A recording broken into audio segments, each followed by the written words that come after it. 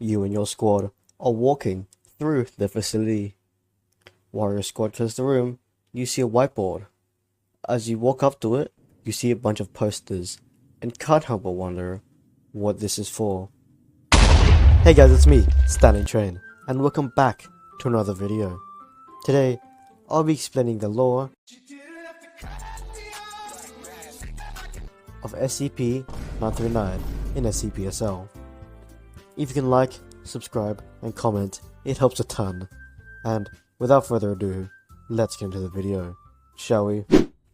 During the 939 trailer, we see a whiteboard related to an investigation into the Site-19 evacuation. Having a look at this, we can see some key information related to SCP-939, with the instance probably being taken to Site-02 for testing, as well as an unknown compound classified as S-1913 and an unknown individual outside Site-19 on the day of the incident.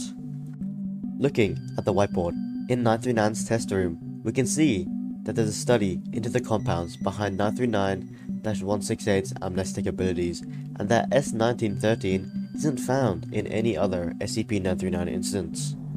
Looking at this study, we can see that SCP-939-168's amnestics are composed of a unique gas instead of the typical amnestic compounds other SCP-939s produce.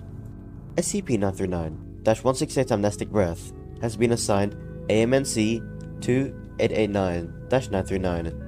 Research on the amnestics probably led to how SCP-939 escapes in the SCPSL game, due to a sample being left to thaw.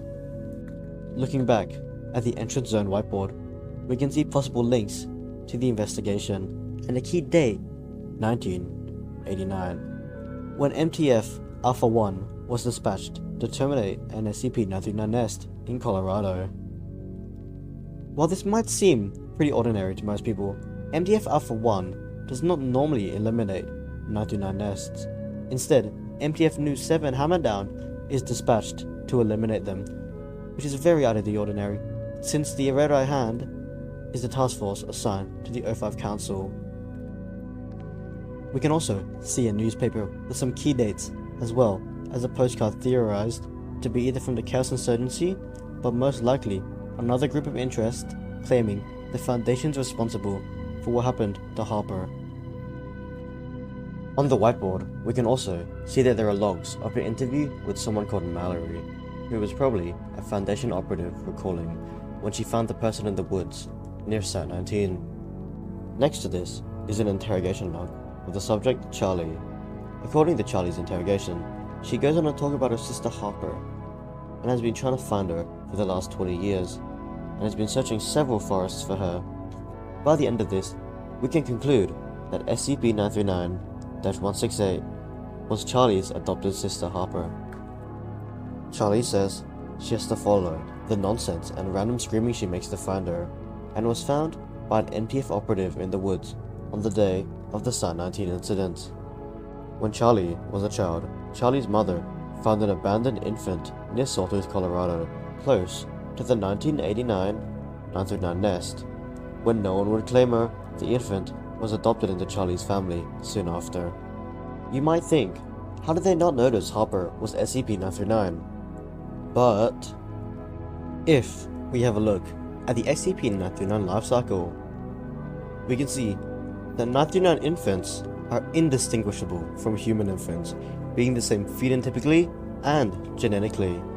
At approximately 9 years of age, SCP-939 juveniles begin their metamorphosis and transform into smaller, adult 939 instances. So now, with all this information, let's put the lore in order, shall we? So, in 1989, MTF Alpha-1, also known as the Red Right Hand, were dispatched to the forest on the outskirts of Colorado to terminate an SCP-939 nest. It's highly likely that the operatives missed an instance of a 939 pup, who was also known as Harper. She was found in the woods and taken in by Charlie's mother, making the 939 nest somewhere in Sawtooth, Colorado. Charlie's family probably looked after her for many years, until the 939 instance underwent its metamorphosis. As stated in the newspaper, bodies start going missing from the start of July 2006, we can most likely assume SCP-939 underwent its transformation into its current form during the days leading up to or early July. Fast forward a few months to September 29th, 2006, and we see on the newspaper that an unidentified body was found in the outskirts of Colorado, likely near where Harper was. Around 2 to 3 years later, Charlie tracked down her sister and found her outside Site 19 before being located by an MTF operative called Mallory with a radio in hand before she was detained, and her sister, SCP-939-168, was captured by MTF and taken to Site 02 for testing. And with that, that's the end of the lore. Thank you guys so much for watching.